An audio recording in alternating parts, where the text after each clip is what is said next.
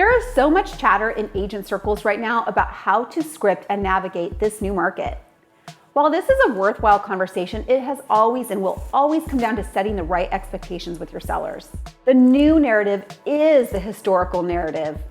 We need to be reminding people of the inherent nature of the real estate market. We need to talk about how things used to be and how we are returning to that norm. Take days on market, for instance. Sellers are in absolute panic right now if their homes aren't selling the first week on the market, because they have been so conditioned to think that something is really wrong if they don't close the deal by the end of the weekend. This is going to be one of the biggest objections we'll be overcoming for the foreseeable future. But let's take a walk down memory lane for a second. In September of 2020, before the frenzy, the average days on market for closed sales was at 46 days. Today's average days on market for closed sales is also 46 days. It is also almost identical stats for days on market active sales.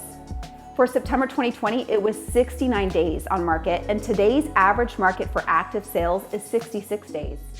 Meaning today's home seller can expect to have more days on market than a weekend. Your first move shouldn't always be an aggressive price reduction.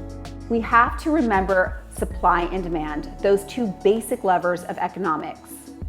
And while there's an overtone of fear in the market right now, that is not something based on anything more solid than uncertainty.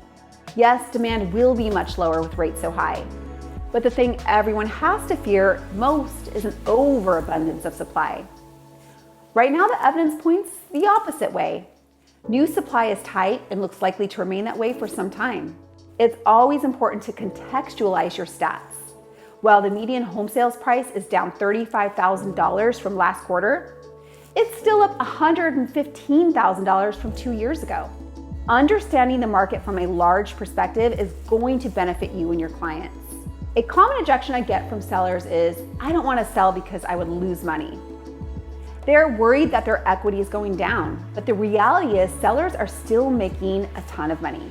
Just like a stock purchase, remind your sellers that their gains aren't realized until they sell.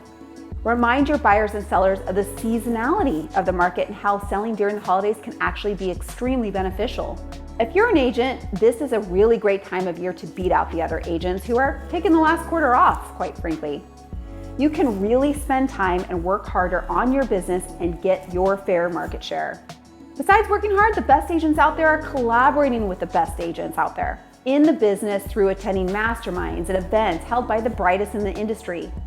If you are the biggest mind in the room you're in, you need to change rooms. While many agents are resting, you should be doubling down and ensuring your long-term success in this constantly changing market.